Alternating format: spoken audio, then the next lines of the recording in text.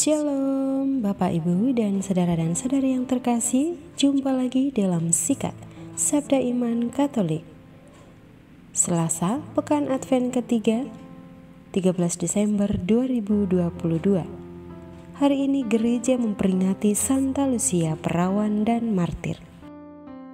Bacaan hari ini dari Injil Matius bab 21 ayat 28 sampai 32. Marilah kita siapkan hati dan pikiran kita untuk mendengarkan sabda Tuhan. Semoga Tuhan beserta kita, sekarang dan selama-lamanya. Inilah Injil suci menurut Matius. Dimuliakanlah Tuhan. Yesus berkata kepada imam-imam kepala dan pemuka-pemuka bangsa Yahudi, "Bagaimana pendapatmu? Ada 2 orang mempunyai 2 anak laki-laki. Ia pergi kepada yang sulung dan berkata, 'Anakku, pergilah bekerja di kebun anggur hari ini.' Jawab anak itu, 'Baik, Bapa.' Tetapi ia tidak pergi. Lalu orang itu pergi kepada yang kedua dan berkata demikian juga. Dan anak itu menjawab, 'Tidak mau.' Tetapi kemudian ia menyesal lalu pergi juga. Siapakah di antara kedua orang anak itu yang melakukan kehendak ayahnya? Jawab mereka, yang kedua. Maka berkatalah Yesus kepada mereka, "Aku berkata kepadamu, sesungguhnya pemungut-pemungut cukai dan pelacur-pelacur akan mendahului kalian masuk ke dalam kerajaan Allah. Sebab Yohanes Pembaptis datang menunjukkan jalan kebenaran kepada kalian, dan kalian tidak percaya kepadanya. Dan meskipun kalian melihatnya, namun kemudian kalian tidak menyesal dan kalian tidak juga percaya kepadanya." Demikianlah sabda Tuhan. Terpujilah Kristus.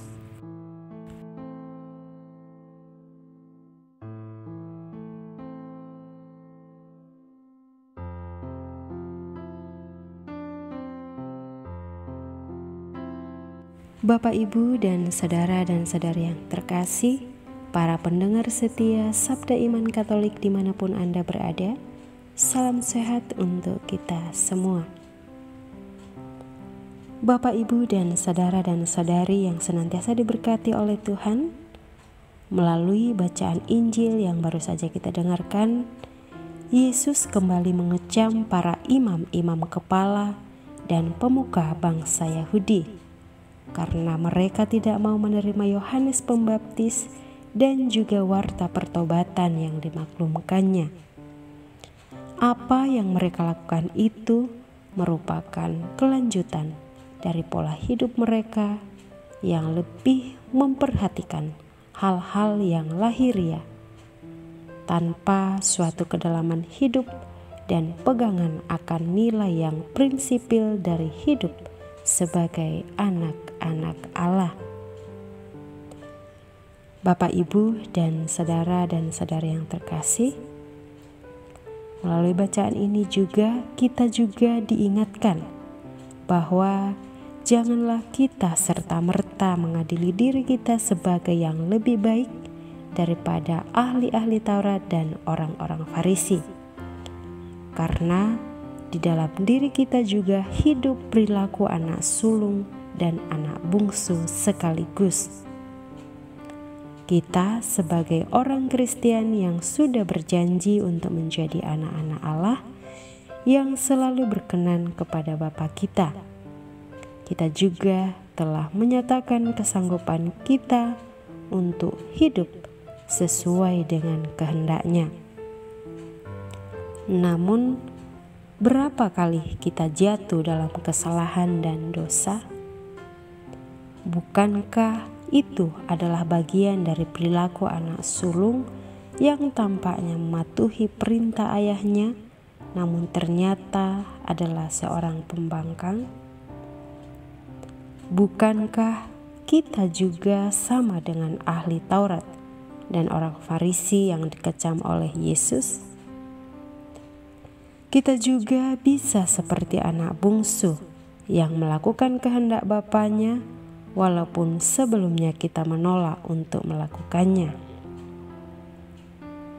Oleh karena itu, Bapak, Ibu, dan saudara yang terkasih, marilah kita bersama-sama melanjutkan perjuangan kita di dunia ini untuk senantiasa menjadi anak-anak Allah, meneguhkan niat kita, memperkuat komitmen kita, dan menghasilkan buah yang baik untuk hidup kita bersama dengan semua orang yang berkehendak baik. Dan marilah juga kita meneladani anak yang kedua dalam bacaan tadi, di mana kita mau menjadi pribadi yang menyesal dan juga memperbaiki diri kita melalui pertobatan. Dan semoga Santa Lucia yang diperingati dalam gereja hari ini senantiasa mendoakan kita untuk terus-menerus bertobat. Ya Tuhan, bantulah kami untuk senantiasa mencari dan melaksanakan kehendak-Mu yang menyelamatkan di dalam kehidupan kami, dan juga ajarilah kami untuk senantiasa memperbaharui diri kami menjadi pribadi yang lebih baik. Kemuliaan kepada Bapa dan Putra dan Roh Kudus, seperti pada permulaan, sekarang, selalu, dan sepanjang segala abad. Amin.